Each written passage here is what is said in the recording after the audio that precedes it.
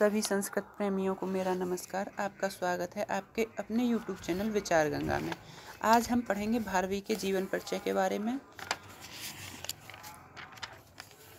जिन्होंने किरातार्जुनीयम महासर्ग लिखा है। तो संस्कृत साहित्य में कवियों में क्या विशेषता रही है कि ये लोग कभी अपना जीवन परिचय, कभी अपना वृतांत नहीं लिखते। बहुत कम किसी का मिल गया तो मिल गया, जैसे बाणभट्ट श्री हर्षचरितम में शुरुआत में अपना दे देते हैं, लेकिन नहीं, अधिकांशतः मिलता नहीं है। और इनकी किरातार्जुनीयम रचना को पाषाणत्रय के नाम से जाना जाता है। किरातार्जुनीयम 18 सर्गों वाला महाकाव्य है। इसके जो प्रथम 3 सर्ग हैं वो बहुत कठिन शैली में लिखे गए हैं, इसलिए पाषाणत्रय कहते हैं। और भारवी ने किरातार्जुनीयम नामक एक ग्रंथ लिखा है, ग्रंथ क्या महाकाव्य लिखा है, जो बृहत्त्रयी में शामिल होता है। बृहत्त्रयी में 3 काव्य शामिल होते हैं। नैषधीय चरितम शिशुपाल वधम जो माघ ने लिखा है, नैषधीय चरितम हर्ष ने लिखा है। हम जानते हैं भारवी का जीवन परिचय। इनके जीवन वृत्त के विषय के बारे में हमें कुछ प्राप्त नहीं होता है। कवि के यथार्थ जीवन को जानना बहुत बड़ा कठिन कार्य है, तथापि उनके जीवन के विषय में कुछ किंवदंतियां भी प्रचलित हैं। तदनुसार एक शिलालेख में भारवी के नाम का उल्लेख किया गया है कि वे दक्षिण भारत के निवासी थे। काव्य दर्शकार महाकवि दंडी ने अपने पूर्वजों के विषय में कुछ लिखा है तथा अपने चतुर्थ पूर्वज दामोदर नाम का उल्लेख किया है। उन्हीं दामोदर का अपर नाम भारवी है तथा अपने चतुर्थ पूर्वज का नाम दामोदर का नाम उल्लेख किया है तथा उन्हीं दामोदर का नाम भारवी है। अन्य किंवदंती के अनुसार भारवी धारानगरी तथा भोजराज के समकालीन थे। अतः महाकवि जो भारवी हैं, इनको भारवी केवल उपाधि मिली है, इनका नाम वास्तविक नाम दामोदर था। इनके कवि के पिता श्रीधर थे एवं माता सुशीला थी। पत्नी का नाम रसिका था और ये बड़ौच के निवासी चंद्रकीर्ति की पुत्री रसिकवती के पति थे। यह रसिक बड़ौच के निवासी चंद्रकीर्ति की पुत्री से इनका विवाह हुआ, दामोदर अर्थात इनका भारवी का। दंडीकृत अवंत सुंदरी कथा के अनुसार भारवी पश्चिमोत्तर भारत में आर्य देश के आनंदपुर नामक स्थान पर कौशिक वंशीय ब्राह्मण निवास करते थे। कुछ समय उपरांत वही लोग नासिक प्रदेश में स्थित अचलपुर में जाकर रहने लगे। वहीं अचलपुर का आज का नाम एलिचपुर है। अचलपुर निवासी ब्राह्मण के परिवार में दामोदर की उत्पत्ति हुई तथा वहीं दामोदर संस्कृत साहित्य में भारवी के नाम से विख्यात हुए। उक्त कथा के अनुसार दंडी के पिता में महाकवि भारवी थे। महाकवि भारवी पल्लव नरेश सिंह विष्णु का राज्य आश्रय प्राप्त होने पर वहीं निवास करने लगे थे और वहीं पर भारवी के 3 पुत्र उत्पन्न हुए। उन्हीं 3 पुत्रों में से मनोरथ नामक पुत्र से वीरदत्त नामक पुत्र उत्पन्न हुआ, जो दंडी के पिता बने। अर्थात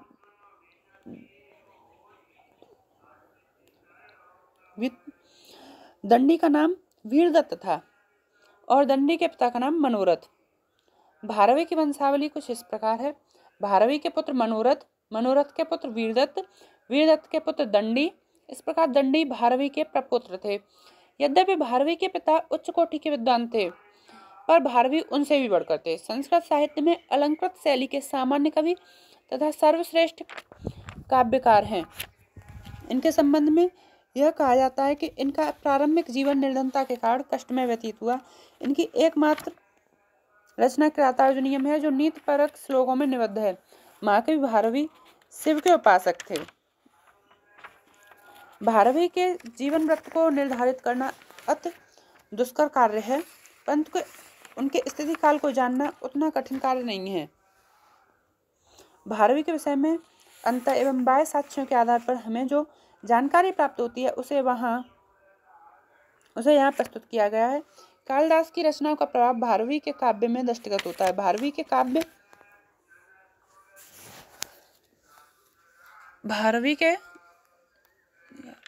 भारवी के काव्य का प्रभाव माघ के काव्य पर परिलक्षित होता है। इससे यह ज्ञात होता है कि महाकवि भारवी कालिदास के उत्तरवर्ती तथा माघ के पूर्ववर्ती कवि हैं। कादम्बरीकार महाकवि बाणभट्ट का समय 7वीं शताब्दी माना जाता है, तथापि बाणभट्ट ने अपने ग्रंथों में भारवी का कहीं नाम उल्लेख नहीं किया। इसलिए यह प्रतीत होता है कि बाण के समय तक भारवी को ख्याति प्राप्त नहीं थी। हर्षवर्धन के सभा कवि बाणभट्ट ने अपने हर्षचरितम नामक आख्यायिका में दीपशिखा उपाधिधारी कवि कालिदास का बड़े सम्मान पूर्वक उल्लेख किया है। निर्गतासु नवाकस्य कालिदासस्य सूक्तिषु बीजापुर के एहुल नामक ग्राम में एक शिलालेख से प्राप्त होता है, जिसमें जैन कवि रवि कीर्ति ने चालुक्य वंशीय राजा पुलकेशिन द्वितीय की प्रशस्ति लिखी है। रवि कीर्ति ने इस शिलालेख में कालिदास और भारवी का उल्लेख किया है। सविजयताम रवि कीर्ति कविताश्रित कालिदास भारव कीर्ति। इस शिलालेख का समय 634 ईस्वी है, अतः भारवी का समय 634 ईस्वी पूर्व होना चाहिए। बाह्य साक्ष्यों के आधार पर भारवी का समय 600 ईस्वी के आसपास होना चाहिए।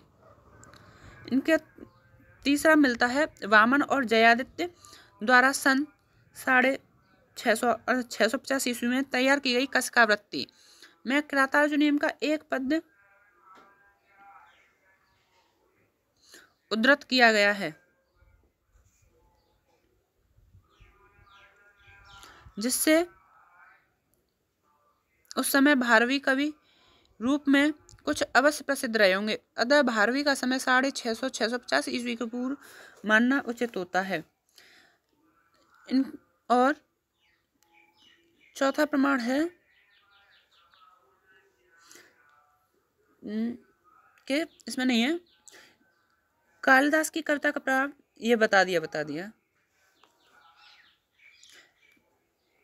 सम्राट हर्षवर्धन से संबंध मिलता है। 606 से 648 ईस्वी के राजकवि बाणभट्ट ने अपनी रचना में भारवी का उल्लेख नहीं किया, यह भी बता दिया।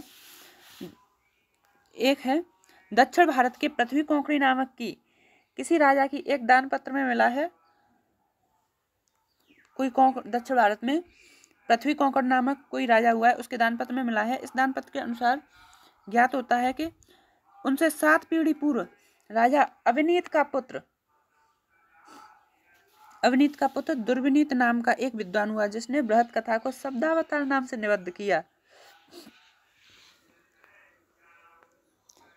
और कृतार्जुनीयम के 15वें सर्ग पर टीका लिखी थी।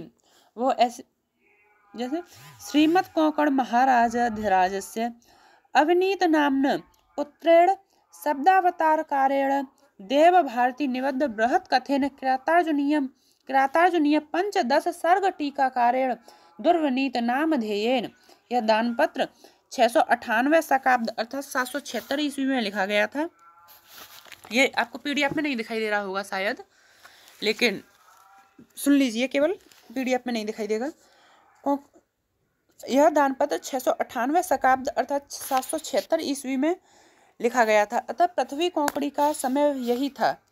दानपत्र में उल्लेख है कि पृथ्वी कोंकणी की 7वीं पीढ़ी में दुर्विनीत हुआ। यदि प्रत्येक पीढ़ी में 25 वर्ष का अंतर माना जाए तो दुर्विनीत का समय 175 वर्ष पूर्व अर्थात 600 ईस्वी के आसपास ठहरता है।